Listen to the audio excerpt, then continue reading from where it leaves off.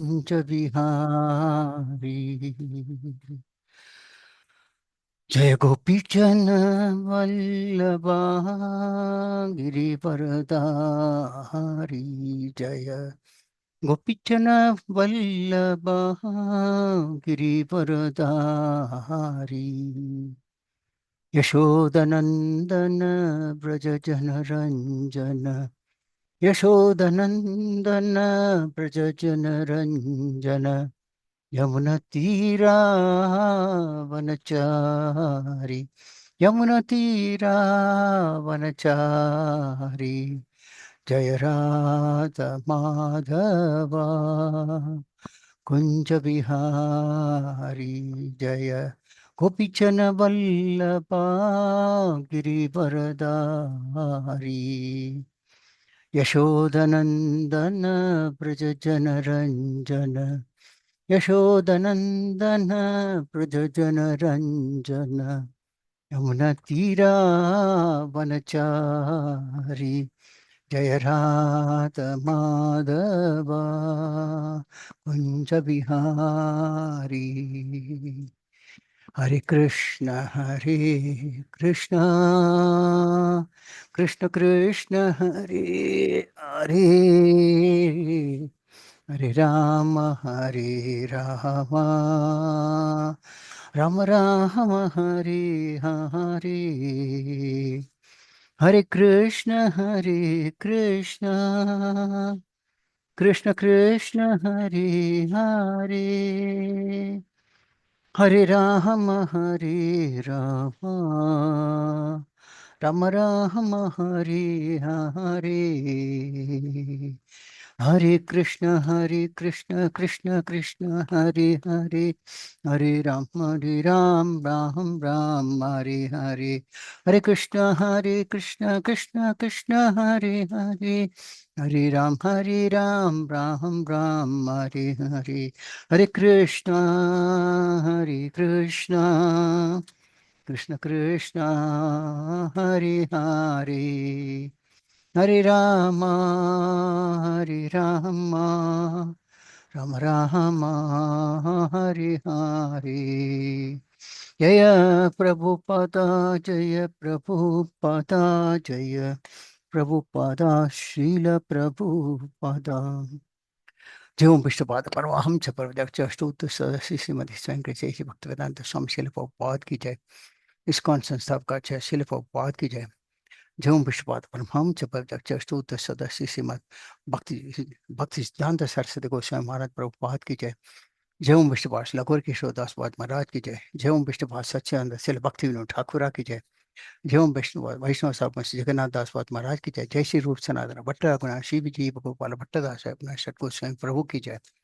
ब्रह्मचर्य श्रीलता ठाकुर की जय। प्रेम से श्री कृष्ण चैतन्य प्रभु नित्यानंद श्री अद्वैत गदाधर शिवसादि गौर भक्त वृंदा की जय। श्री श्री राधा कृष्ण गोपना श्याम कुंड राधा कुंड गिरी गोवर्धन की जय। श्री मायापुर धाम की जय। श्री वृंदावन धाम की जय। गंगा मई की यमुना मई की जय। भक्ति देव की तुलसी देवी की जय। अनंत कोटि वैष्णव वृंद की जय। श्री हरिनाम संकीर्तन की जय। ग्रंथ श्रीमद भागवतम की जय। इस्कॉन वर्तमान गुरुवंद की समावित भक्त वृंद की जय। गौरव प्रेमानंद हरि हरि बोल। All glories to the assembly. All glories to the assembly. All glories to the assembly. All glories to Shri Guru and Shri Gauranga. All goes to Shri Prabhupada ki jai. Om Namo Bhagavate Vasudevaya. Om Namo Bhagavate Vasudevaya. Om Namo Bhagavate Vasudevaya. Narayanam Namaskritya Naram Chaiva Narottamam. Devim Saraswati Vyasam Tato Jayamudire. नष्टप्रायेषु अपत्रेषु नित्यं भागवत सेवया भगवती उत्तमश्लोके भक्तिर्भवति नैष्टिकी। ओम अज्ञानतिमिरान्धस्य ज्ञानाञ्जनशलाकया चक्षुन्मिलितं तस्मै श्रीगुरवे नमः। श्रीचैतन्यमनोभीष्टं स्थापितं येन भूतले स्वयं रूपकदा मह्यं ददाति स्वपदान्तिकं। वन्देऽहं श्रीगुरु श्रीयुतपदकमलं श्रीगुरुन् वैष्णवांश्च श्रीरूपं साग्रजातं सगणरघुनाथान्वितं तं सजीवं साद्वैतं सावधूतं परिजनसहितं कृष्णचैतन्यदेवं श्रीराधाकृष्णपादान् सहगणललिता श्री विशाखान्वितांश्च हे कृष्ण करुणा सिन्धु दीनबन्धो जगत्पते गोपिका गोपिकान्त राधाकान्त नमोस्तुते तप्तकाञ्चन गौराङ्गी राधे वृन्दावनेश्वरी वृषभानुस्ते देवी प्रणमामि हरिप्रिय वाञ्छाकल्पतरुभ्यश्च कृपासिन्धुभ्यैव च पतितानां पावनेभ्यो वैष्णवेभ्यो नमो नमः। जय श्री कृष्ण चैतन्य प्रभु नित्यानन्द श्री अद्वैत गदाधर शिवासादि गौर भक्तवृन्द। हरे Krishna Krishna Krishna Hare Hare Hare Ram Ram Ram Hare Hare. Moham Karvadevachala Pankam Langedi Bhaktapadam Shikaram Tintarna Paramandamadam Shri Chaitanya Misharam.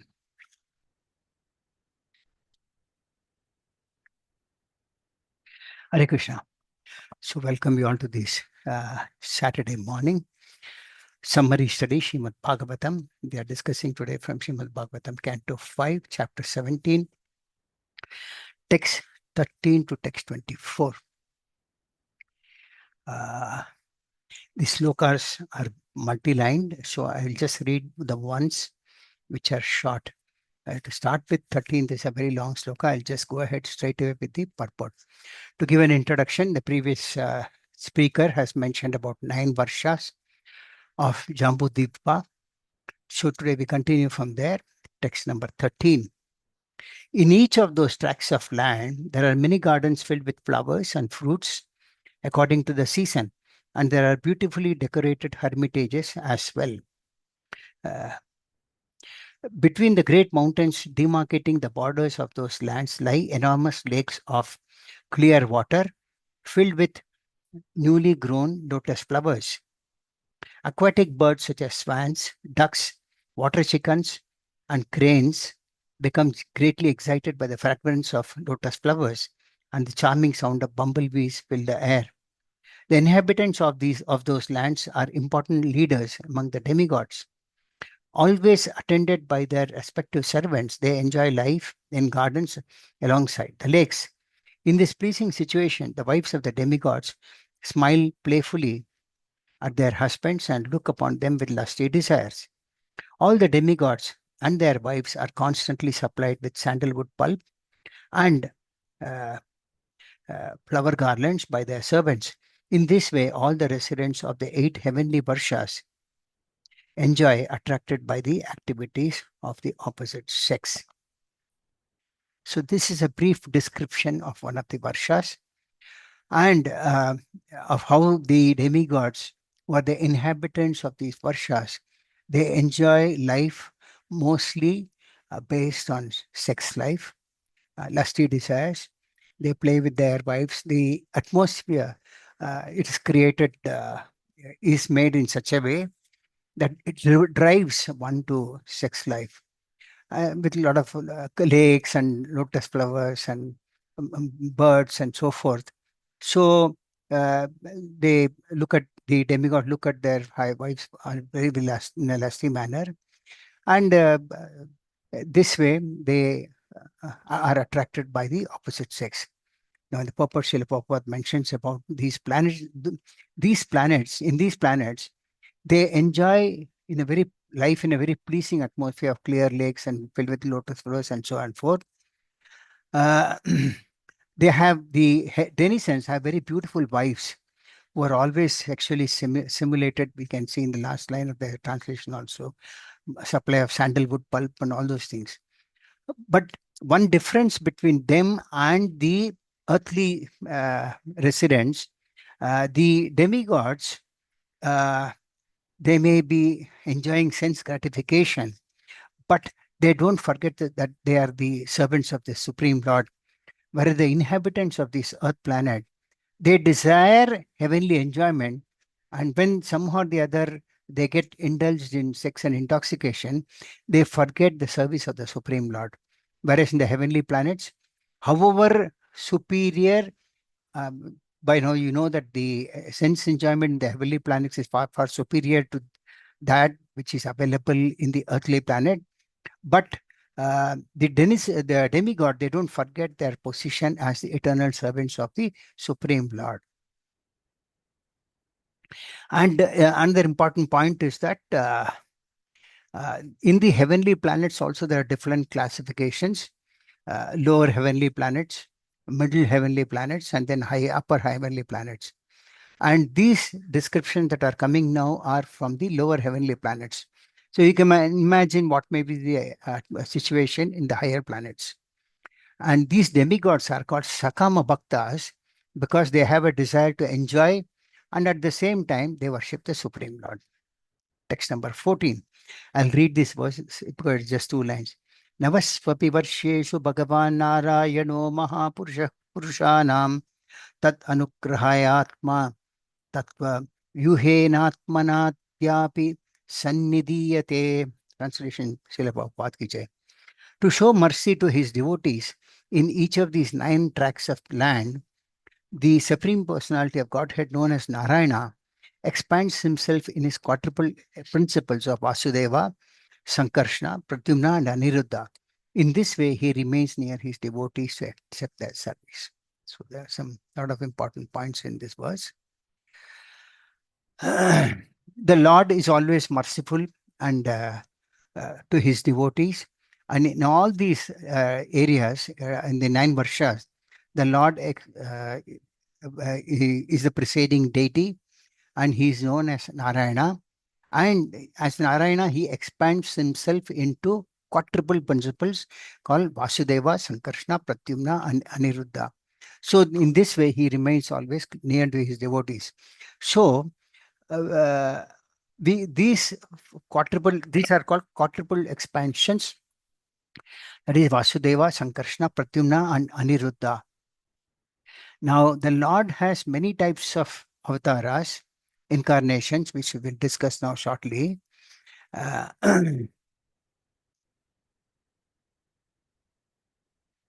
important points that we should note in the case of these incarnations are that, once again,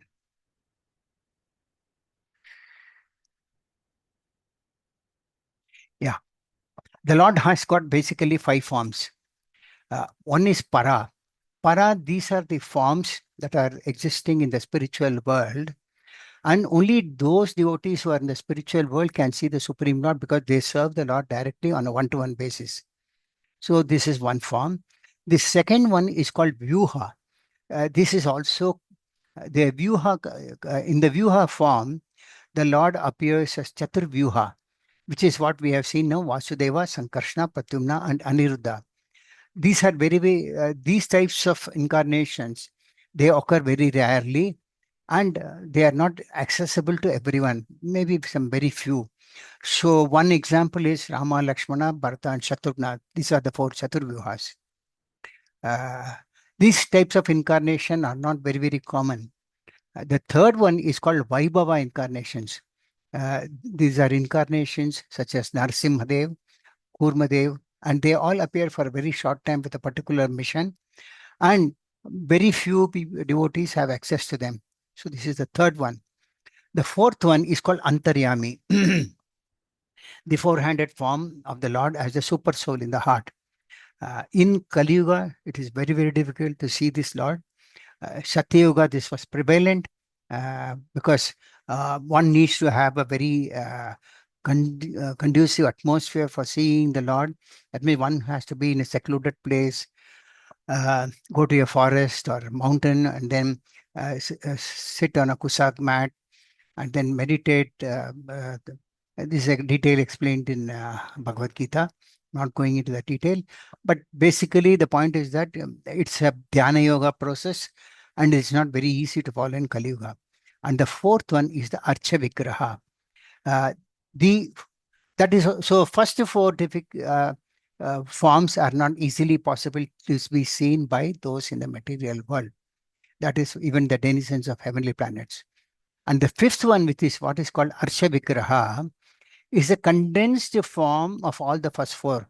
That means Lord being all merciful, he has given us the facility to see him in the Archa form, which is non-different from the form of the Lord in the spiritual world.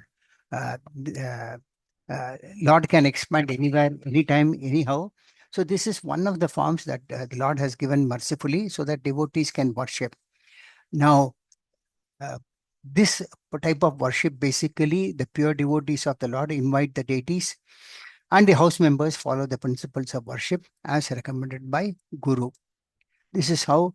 So there are different incarnations, and we see in this sloka itself that the Lord was present in various planets in various forms.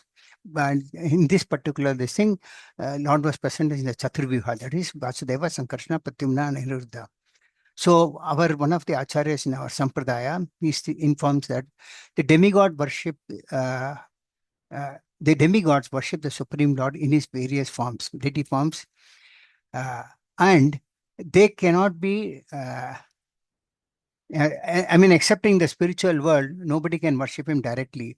So the Lord has given this Archa Vigraha. So even on this planet, it is said that one can be directly in touch with the Supreme Lord in the form of this Archa Vigraha. So Srila Prabhupada gives a quote from Padma Purana in the purport. It's not in the purport, I'm giving this. Srila Prabhupada has mentioned as one line of this sloka. The sloka say, the translation says, that person who considers the deity of the Supreme Lord to be a dead matter made out of wood, stone, or metal. That means um, uh, the deities are made of wood or stone or metal or sand, whatever it is. Now, one who considers the deity of the Lord to be like people say it's an idol. Many times people think, after all, it's an idol. Let me keep it as a show. Uh, so these are such type of people who don't know that the Lord is not different from the deity form. Then the next point he mentioned is that, or the spiritual master who is an eternal associate of the Supreme Lord to be an ordinary man who is prone to die.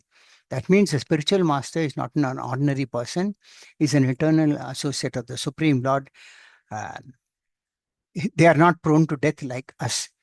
They also have death, but then when they take birth, they have a higher. They come to the material world with a higher purpose, and they go back with a higher purpose.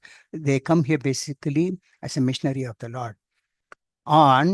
This is the second point. Then the third point is a Vaishnava coming to be from some caste. People many times say, I'm a Brahmana, I'm a Kshatriya, but a Vaishnava does not have any caste. He's above all these castes. So if somebody considers a Vaishnava to be from some caste, these are all offenses. We'll come to the conclusion later. Or a water that washes the feet of a pure devotee of the Supreme Personality of Godhead to be ordinary water. Although such water has the potency to destroy all the evils of the age of Kali, that means whenever any Vaishnava comes, senior Vaishnava comes, there is a practice that we wash the feet of their feet, and then that water is honored as Chanamrita. It's not an ordinary water, and it has got the potency to clean all the anarthas and clean all the evils of this age of Kali. So one should not consider that water to be ordinary water, or to consider the holy name of the Supreme Lord or mantras dedicated to him, which are able to destroy all the sins, to be an ordinary sound. I mean, we chant the Hare Krishna Maha Mantra and any other mantras related to the Lord, or also they are all holy, and they are capable of destroying all the sins in the age of Kali. It is not an ordinary sound. So if somebody considers like an ordinary sound, that is also an offense. Or to consider the Supreme Lord of all, Lord Vishnu, to be equal with other demigods, which we also read in the everyday morning. Lord Vishnu is not equal to other demigods like Lord Shiva or Lord Brahma. All these different classes of personalities that we have discussed till now, they are supposed to be considering a hellish mentality. And a person who thinks in this way is certainly a resident of hell. So that means even if somebody thinks that a deity form of the Lord is different from Lord itself, and he considers like a normal wood or stone, it's a hellish mentality, and he's definitely going to go to hell. The next point that is mentioned is that the spiritual master is a direct representative of the Lord, and no one should consider him to be an ordinary human being. So by avoiding offenses against the deity and the spiritual master, then one can advance in spiritual life. So in this respect, Srila Prabhupada gives a quotation from Lagu Bhagavatamrita, the translation of which says that in the Padma Purana, it is said that in the spiritual world, the Lord personally expands in all directions and is worshipped as Vasudeva, Sankarshna, Pradyumna, and Aniruddha. That means the Lord is worshipped in the spiritual world also in this Chaturvyuha expansion. In each direction, there is one incarnation, that is Vasudeva, Sankarshna, Pradyumna, and Aniruddha. The same Lord is represented by the deity in the material world, which is only 1/4 of their creation. That means this material world is just 1/4 of the creation compared to the spiritual world. And the same deity is representing here, which is in the spiritual world also. And here also the same Lord Vasudeva, Sankarshna, Pradyumna, and Aniruddha, they expand in these directions and take care of the, each one takes care of one direction. Then the next point that is mentioned in the purport is that there is a Vaikuntha Loka covered with water in this material world. And on that planet is a place called Vedavati, where Vasudeva is located. So, in this material world also, there is a Vaikuntha Loka, which is covered with water. And on that planet, the Lord is presiding there as Vedavati, where Vasudeva is. The place is called Vedavati, where Lord is situated as Vasudeva. Then there is another planet known as Vishnu Loka, which is situated above Satyaloka, and there Sankarshna is present. Similarly, there is a planet called Dwarkapuri, where Pradyumna is the predominator. And on the island known as Shvetadipa, there is an ocean of milk. And in the midst of that ocean is a place called Airavatapura, where Aniruddha lies on Ananta. So this way, these four places are there in the material world also, where Vasudeva, Sankarshna, Pradyumna, and Aniruddha are the presiding deities. The next important point that is mentioned in the purport is that in some of the Satvata Tantras, there is a description of the 9 Varnas and predominating deities worshipped, 9 Varshas, not Varnas. In some Sattva Tantra, there's a description of the 9 Varshas, and the predominating deity worshipped in each are Vasudeva, Sankarshna, Pradyumna, Aniruddha, Narayana, Narasimha, Hayagriva, Mahavaraha, and Brahma. So here there is a mention about Brahma. So Srila Prabhupada mentions that this Brahma is not that Brahma who is the creator, but he is the Supreme Lord himself, who appears and takes the position of Brahma when Brahma is not there. In many places, many times it so happened that this Brahma's position is given to a most qualified person in that material world. So when that Brahma is not there, then Lord Hari takes up this position of Lord Brahma. This is what Srila Prabhupada mentioned in the purport. So when there is no human being fit to be empowered as Lord Brahma, Lord takes the position. Now, some more important points is that this Archana is defined as a formal and regulated worship of the Supreme Lord. It is recognized form of worship. It is formal. That means there is nothing informal in this. And then it is regulated. There are regulated principles for worshipping in the Archana Paddhati, which is given in the Bhakti Rasamrita Sindhu. Many points are given. For a sadhaka, that means for a neophyte, it is said that Archana is very, very important. The reasons I'll come back. It is mentioned that in the Bhakti Rasamrita Sindhu, Srila Rupa Goswami has mentioned about 64 limbs of angas of bhakti, and more than 35 of these are related to deity worship. Similarly, Srila Sanatana Goswami, one of the 6 Goswamis, he compiled the Hari Bhakti Vilas, which has a lot of focuses on deity worship. In the yesteryears, it is said that people had a misconcoction as far as deity worship is concerned. But people used to have a lot of misconception. And one of the misconceptions that they had was, there are different sampradayas which follow different procedures. If you look at Sri Sampradaya, they are also supposed to be good in deity worship. They have some of the practices that we may have and they may have may be common, but there are a lot of differences of worship in both, in all the Sampradayas, in fact.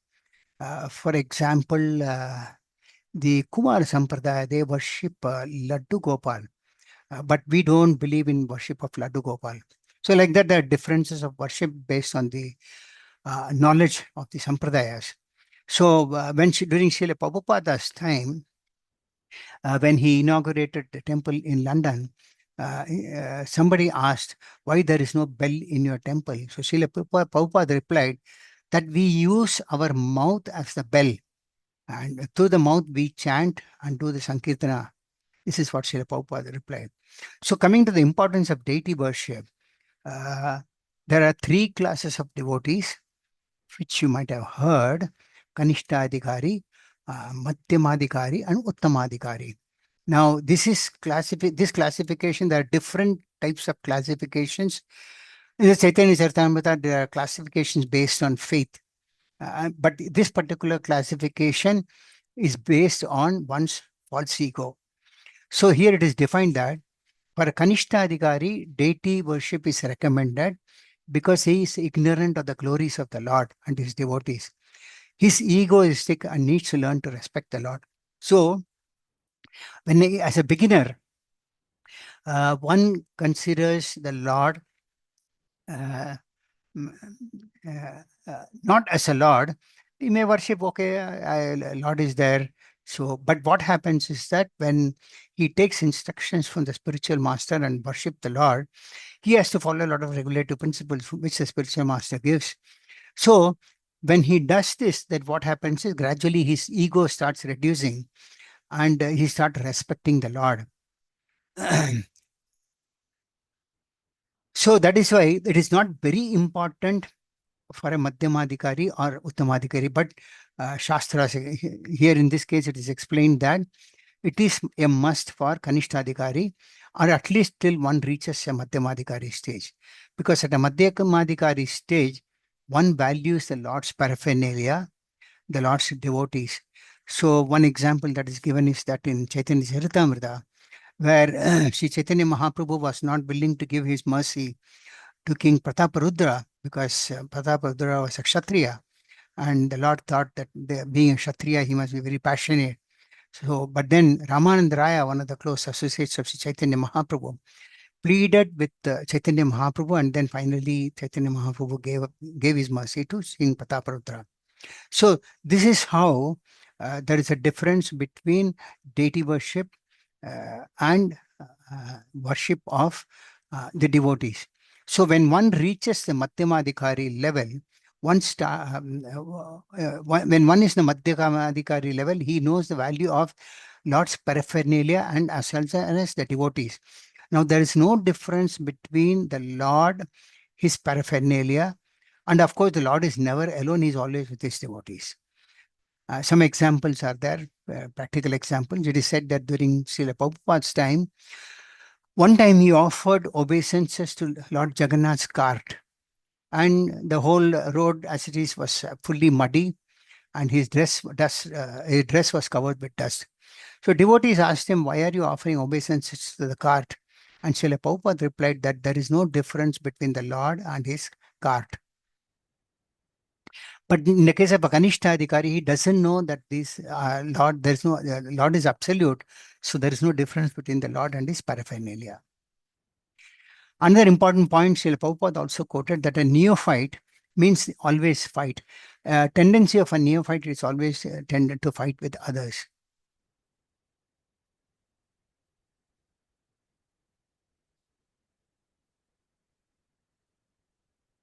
Another quote that is example that is given is that uh, until Srila Prabhupada established deity worship in London, there is an example given how the devotees were worshipping a painting. So one day Srila Prabhupada called them over the phone from somewhere else and he said, I'm coming and I will inaugurate the temple. So when he went to London at that time, there was one group, a Marwari group or somebody, they had a deity in which one small finger was broken. So they went to see the deity, and so Srila Prabhupada was accompanied by Tamal Krishna Goswami and Gurudas Prabhu. And Srila Prabhupada saw the deity, and then he asked Tamal Krishna Goswami and Gurudas Prabhu to check if they can lift the deities. So first he asked Tamal Krishna Goswami whether he's able to lift the deities. He said, yes, I'm able to lift. Then he asked Gurudas Prabhu whether you can lift the other deity. He said, yes, we can lift. So at that time, the original owner of the deities, he agreed to repair the broken finger. But Srila Prabhupada asked Tamal Krishna Goswami and Gurudas Prabhu to straight away take the deities, and they just walked away. And then Srila Prabhupada actually taught Yamuna Mataji, who was one of the leading disciples of those days. Srila Prabhupada taught her how to stitch dress. He showed her what is embroidery, and then he got the dresses made and later installed the deity, which came to be known as Radha Landanishwara. And there are many pastimes that one can hear in Sulabh in the classes. This is one pastime. Another pastime heard is that Srila Prabhupada's time, devotees offered cookies to the Lord and brought as prasadam to Srila Prabhupada. And when Srila Prabhupada saw this, he said, what is these cookies? Then he taught them how to make sandesh. Srila Prabhupada always emphasized on traditional culture. So the point is that later on, over a period of time, things have got diluted and people offer cakes and pastries and so forth. But Srila Prabhupada was never in favor of it. So as much as possible, we should try to our traditional culture.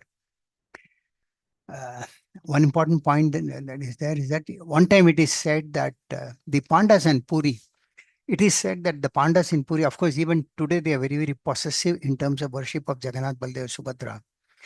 So they always believe that, used to believe that Jagannath, Baldev, Subhadra should be worshipped in Puri only. So when Srila Prabhupada went to Puri, the Pandas, they asked Srila Prabhupada, why are you taking Jagannath, Baldev, Subhadra all over the world? They are worshipped here in Puri. To which Srila Prabhupada replied that Jagannath means he is the Lord of the universe. He is not an Orianath. So this is how Srila Prabhupada were very strong in these areas. I go to text number 15.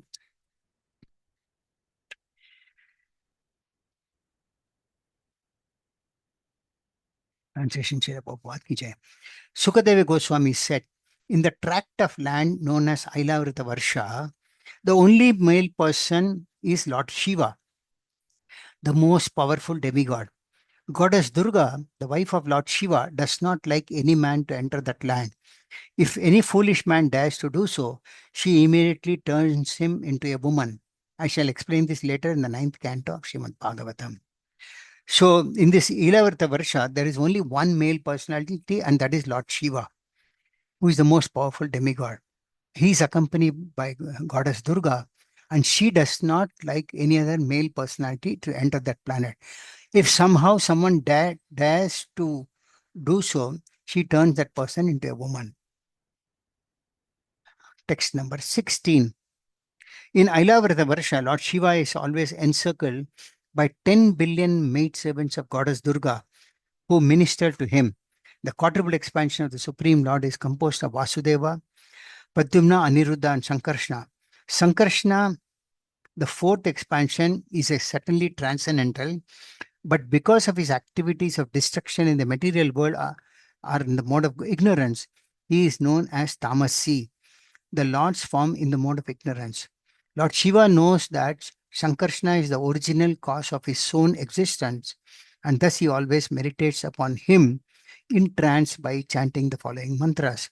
So, Lord Shiva is the presiding deity here, and he is surrounded by 10 billion maidservants of Goddess Durga. And these Vasudeva, Sankarshna, Pradyumna, Aniruddha, Sankarshna is the fourth expansion. Where here it is mentioned Lord Sankarshna is also transcendental, and the fourth expansion is the quadruple expansion, and actually the second quadruple expansion, what happens is that how the creation takes place is, which I'll come to a little later. Krishna expands as Balaram. From Balaram, the Lord expands as the first quadruple expansion, that is Vasudeva, Sankarshna, Pratyumna, and Aniruddha.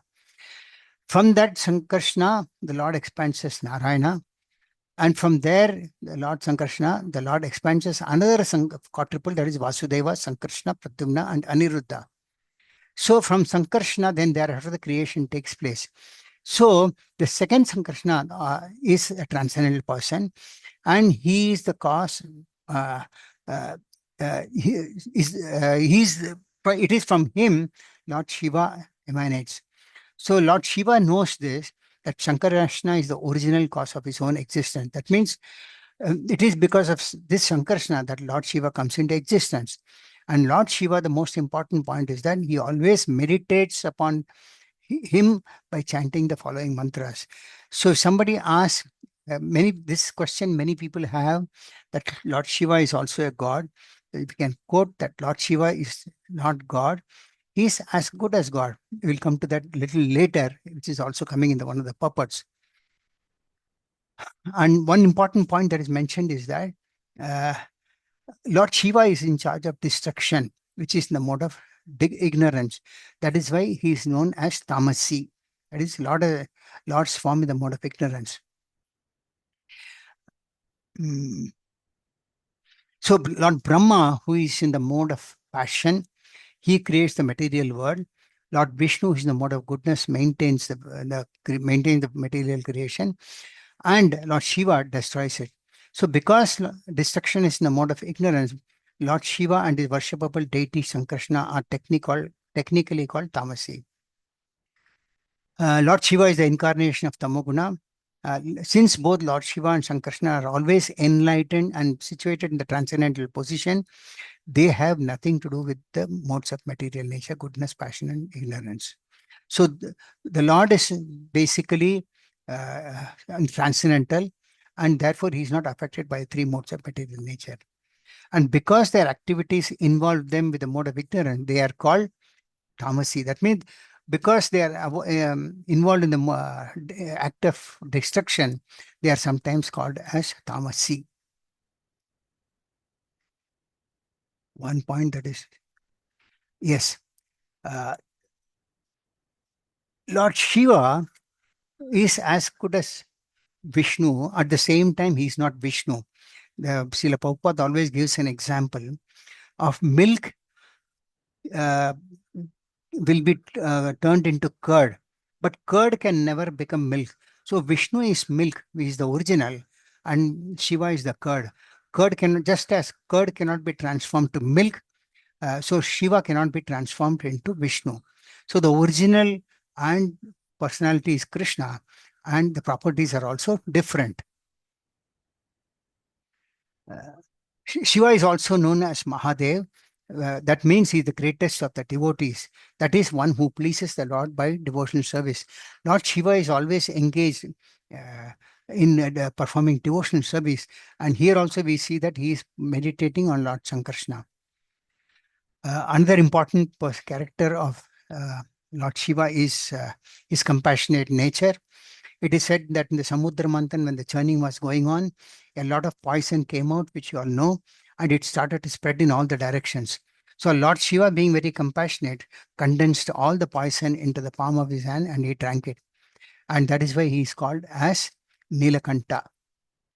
Another important point is that Lord Shiva has a sampradaya called Rudra Sampradaya, for which Sri Vallabhacharya is the Acharya. As you all know, there are four sampradayas: Brahma Sampradaya, Rudra Sampradaya, Sri Sampradaya, and Kumar Sampradaya. So Lord Shiva has his own, which is Rudra Sampradaya.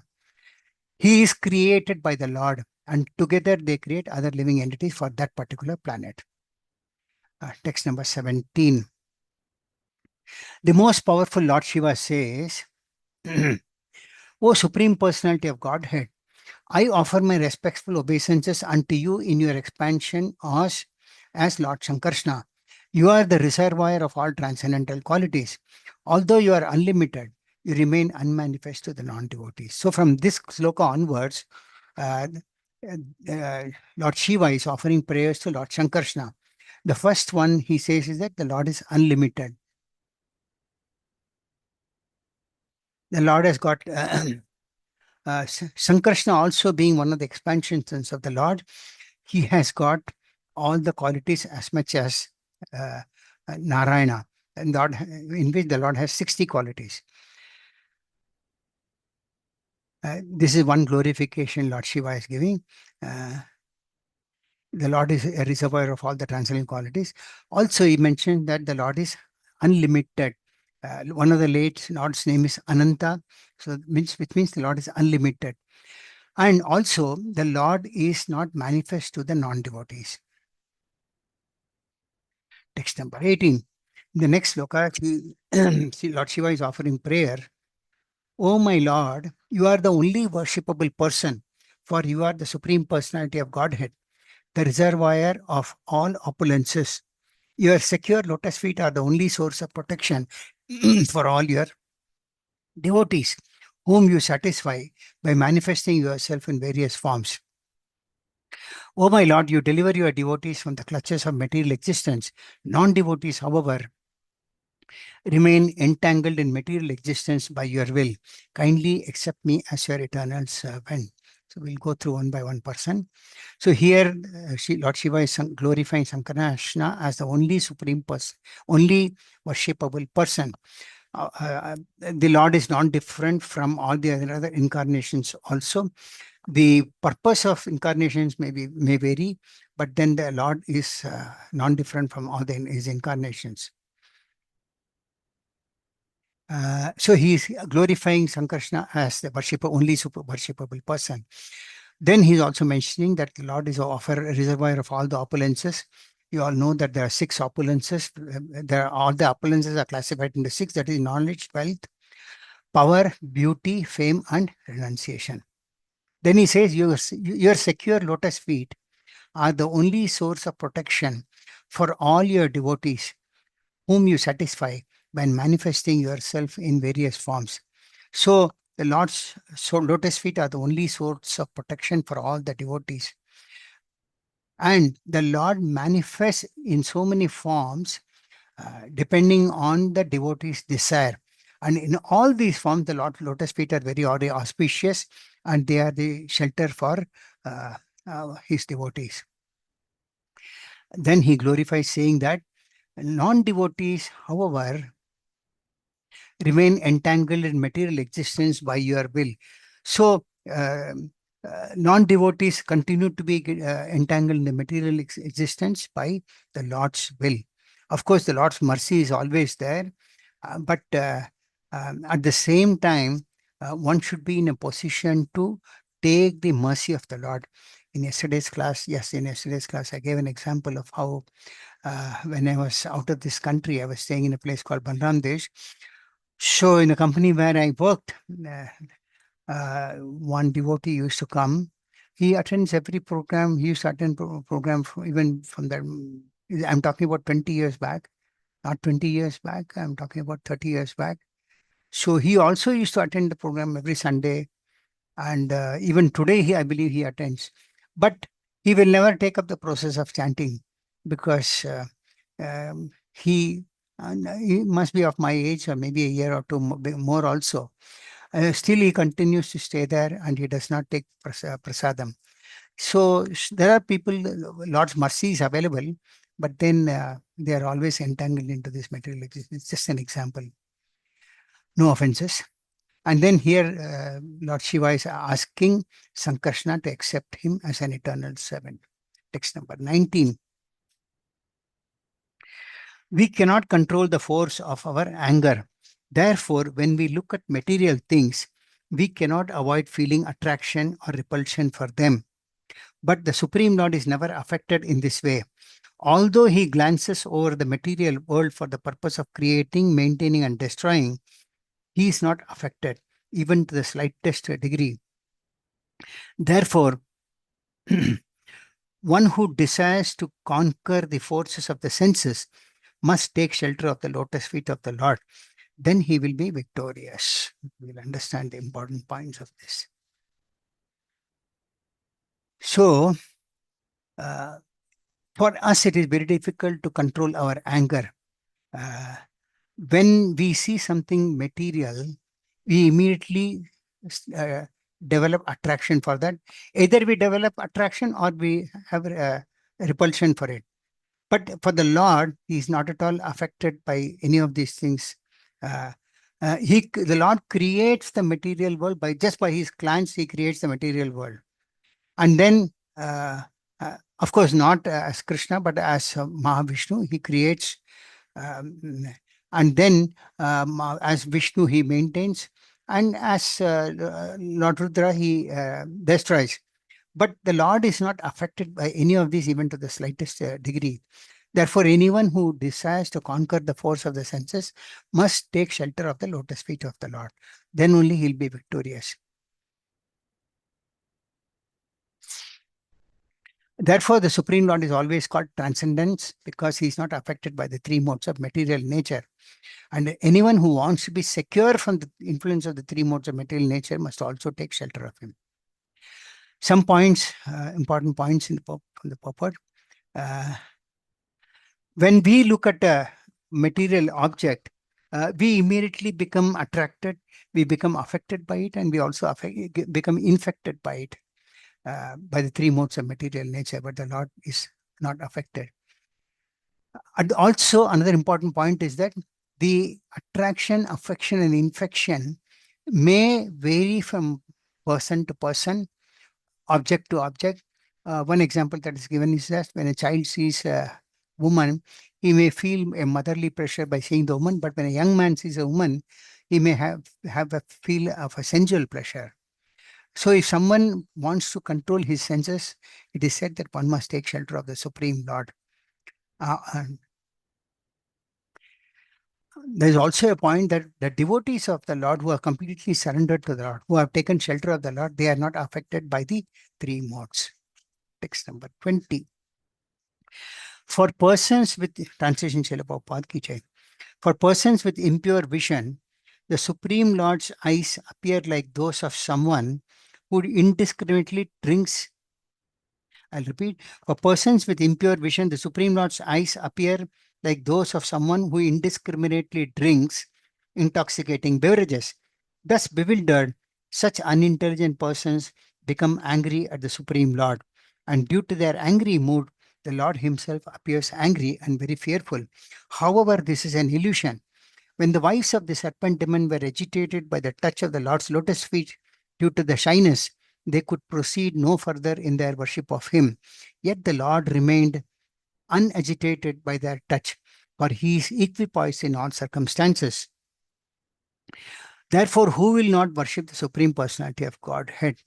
So, it's an important point. Those with impure vision, that means someone who doesn't have a proper vision of the Lord, he sees the Lord's eyes being reddish. He thinks he thinks that the Lord is very, very angry. And these types of people, they get angry at the Lord because when they see the Lord, they think that the Lord is consuming liquor.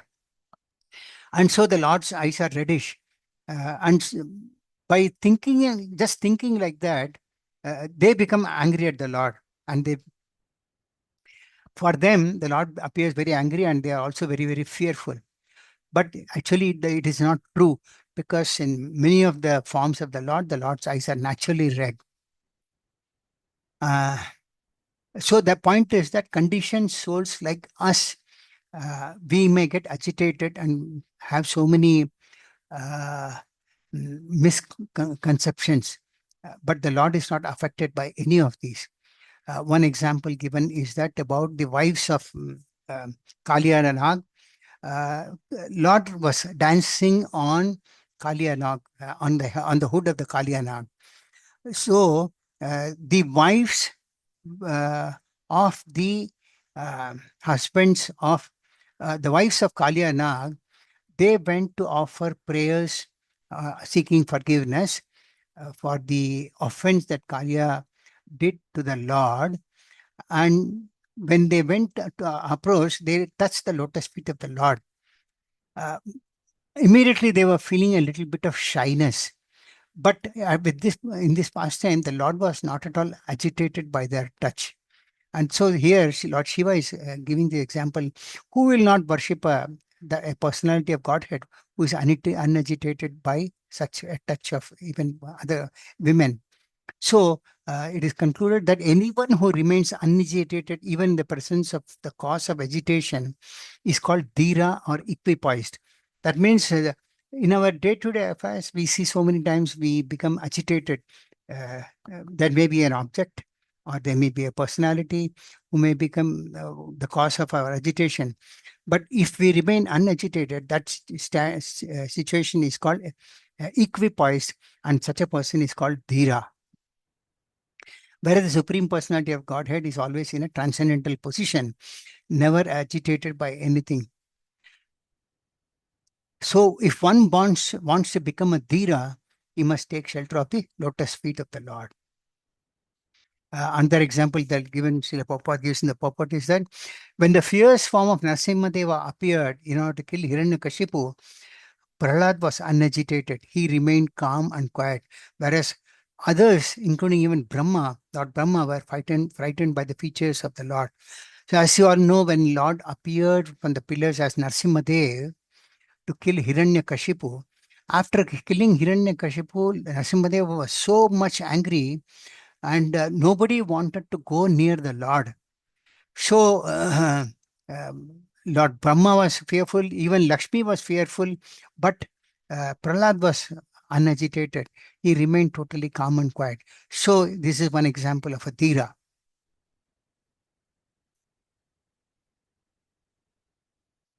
Text number 21. Lord Shiva continued. All the great sages accept the Lord as the source of creation, maintenance, and destruction. Although he actually has nothing to do with these activities. Therefore, the Lord is called unlimited.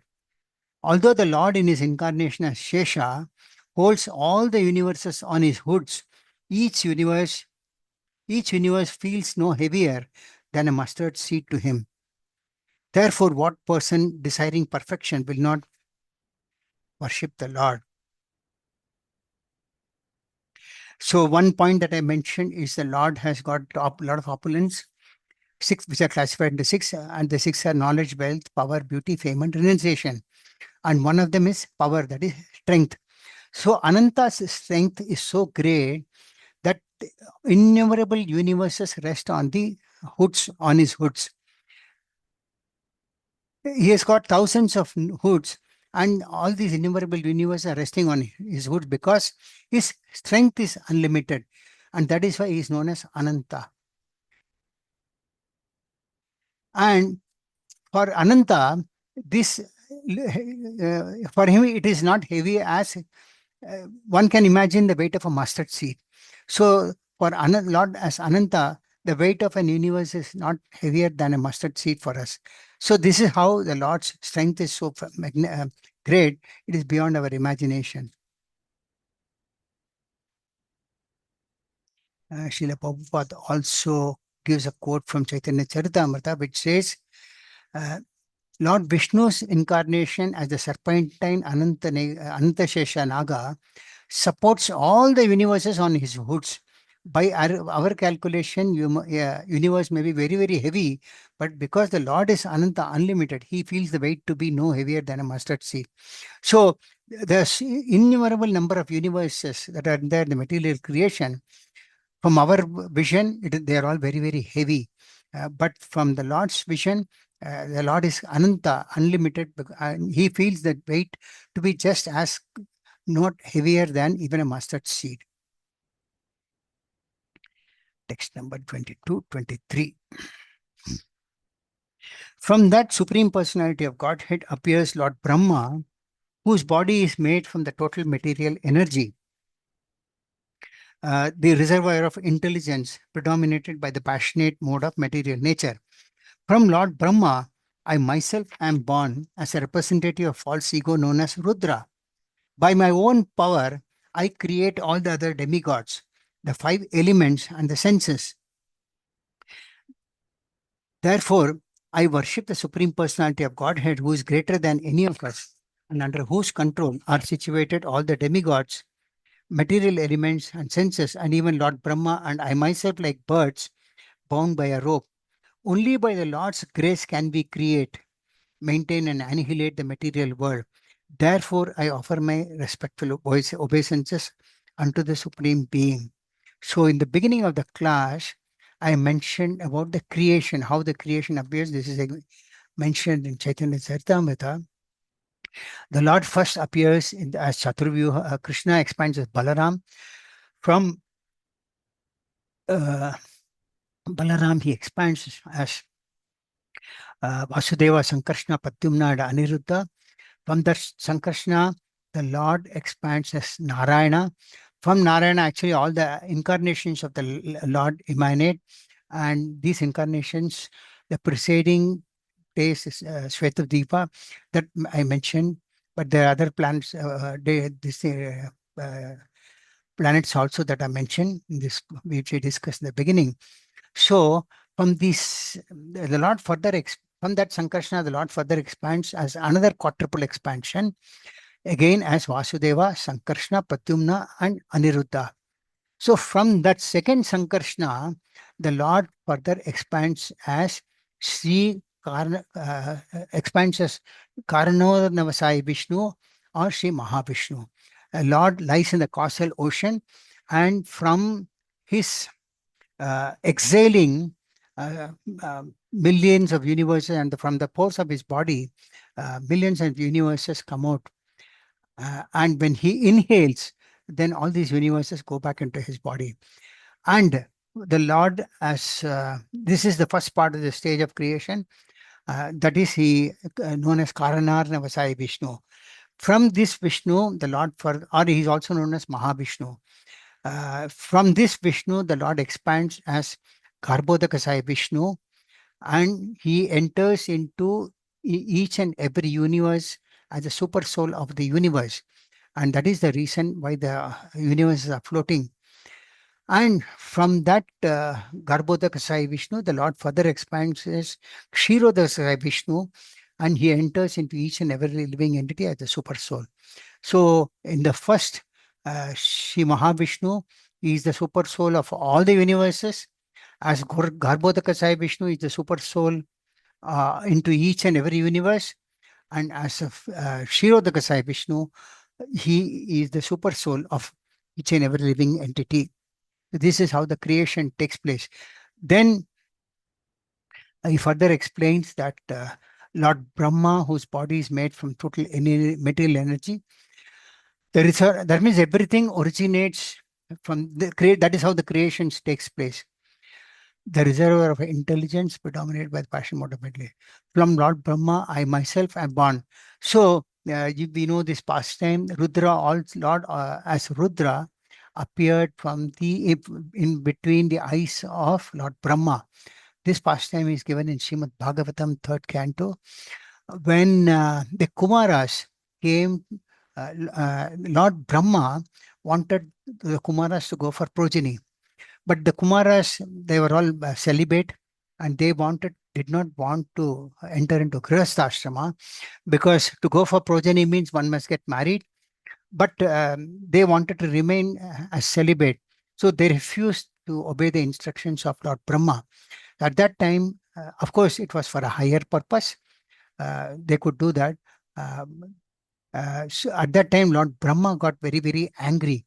And it is said that at that time, when Brahma was angry, from between the eyes to eyes of Lord Brahma, the Lord Rudra appeared, and that is a representation of the false ego. That is what is Rudra. So here, Lord Shiva says, by my own power, I create all the other demigods. So for this planet, Lord Shiva is also a creator. He says the five elements and the senses are all created by me. Therefore, I worship the Supreme Personality of Godhead, who is greater than any of us, under whose control are situated all the demigods. So, therefore, Lord Shiva is worshipping the Supreme Personality of the great, due to his greatness. Lord Shiva is worshipping the Supreme Personality of Godhead, who is greater than anyone else, and under whose control are situated all the demigods, material objects, senses, and even Lord Brahma and I myself are bound, are like birds bound by a rope. So here, Lord Shiva is glorifying the Supreme Lord by saying that everyone, everything and everyone is under the control of the Supreme Lord. The demigods are also under the control of the Supreme Lord. The material element, the senses, and even Lord Brahma and Lord Shiva, he also says that I am also under the control of the Supreme Lord. And he is citing an example. Uh, we are just bound by a rope, just like birds. So many times we see while passing by, we might see some birds being tied by a rope. So Lord Shiva is citing an example that he and Lord Brahma, they are all just like birds that are tied by a rope. Then he says, only by the Lord's grace can we create, maintain, and annihilate the material world. Therefore, I offer my respectful obeisances unto the Supreme Being. So he says, only by the Lord's grace, I can be, if at all I can create, maintain. Here is including Lord Brahma also. So he says, only by Lord's grace can we create, maintain, or annihilate the material world. Therefore, I offer my respectful obeisances unto that Supreme Lord. So here it is mentioned that from Sankarshana, Mahavishnu expands, and from Mahavishnu, Garbhodakasaya Vishnu, which I explained. Uh, Lord Brahma, who was born from Garbhodakasaya Vishnu. Brahma takes birth from Garbhodakasaya Vishnu. That means from Mahavishnu, I explained, the Lord expands as Garbhodakasaya Vishnu. This Garbhodakasaya Vishnu lies on the Garbhodaka water. Just like actually Mahavishnu lies on the causal ocean. There's an ocean of causes. Similarly, Garbhodakasaya Vishnu lies on the Garbhodaka water, and from there emanates a lotus flower, which we might have seen in many pictures also. From the navel of the Lord, there's a lotus flower that sprouts, and on that lotus flower, we see Lord Brahma. That is why it is mentioned that Lord Brahma was also born of Garbhodakasaya Vishnu. And from him, Lord Shiva is born, and from whom all the other demigods gradually evolve.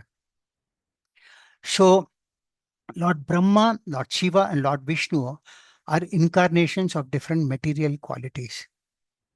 Lord Vishnu is actually above all material qualities, but he accepts control of Sattva Guna to maintain the universe. Lord Brahma is born from Mahatattva. So the entire material energy is known as Mahatattva. So that is how from that Mahatattva, Lord Brahma is born. So Brahma creates the universe. So he is in the mode of passion. Uh, Maintenance requires goodness. So Lord Vishnu maintains it. It is said that maintenance of the universe much more difficult than creation, and it requires goodness. That's why Vishnu maintains it, and he is not affected by these material qualities. And Lord Shiva annihilates it. So the Supreme Personality of Godhead controls all the important demigods, especially Lord Brahma and Lord Shiva, exactly as the owner of a bird controls it by binding it with a rope. Sometimes vultures are controlled in this way. So here Srila Prabhupada gives an example of how birds are tied, particularly vultures, by a rope. So similarly, Lord Shiva here admitting that he and Brahma are all just like birds tied by a rope. And the conclusion of this sloka is that the Lord is the cause of all causes. Text number 24. The illusory energy of the Supreme Personality of Godhead binds all of us conditioned souls to this material world. Therefore, without being favored by Him, persons like us cannot understand how to get out of that illusory energy. Let me offer my respectful obeisances unto the Lord, who is the cause of creation and annihilation. So we understand some important points from this.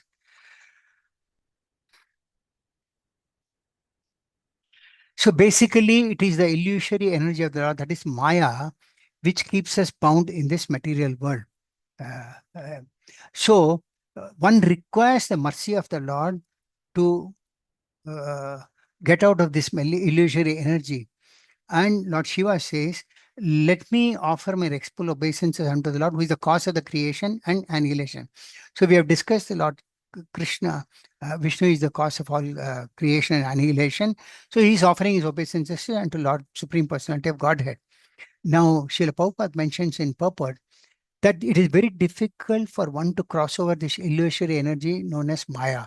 So he gives a quote from Bhagavad Gita 7:14, which says, Daivi esa gunamai mama maya duratya mamevai prapatyante mayam etam tarantite, which says that the divine energy, this divine energy of mine, consisting of the three modes of material nature, is difficult to overcome. But those who have surrendered unto me can easily cross beyond it.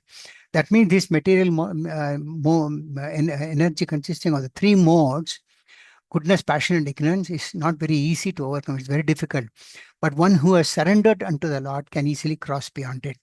So all the conditioned souls are within this illusory area, the Lord, considering the body to be the self. So this is one fact, point, that all the conditioned souls think that the body to be the self, and they continuously wander throughout the universe, taking birth in different species of life and creating more and more problems.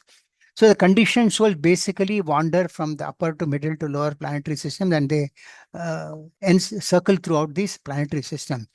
Sometimes they become disgusted with the problems and seek out a process by which they can get out of this entanglement.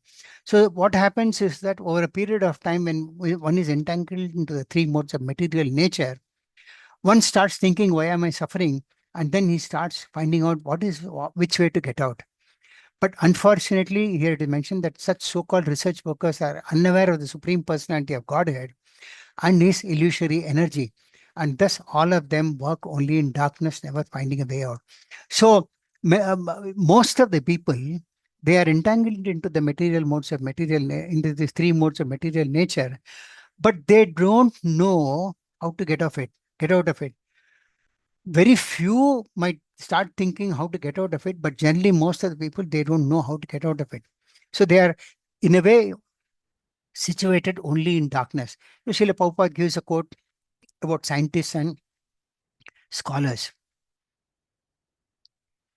Then he mentions about there are five gross material elements, that is earth, water, fire, air, ether, and three minor material elements, mind, intelligence, and false ego. And there are eternal living entities.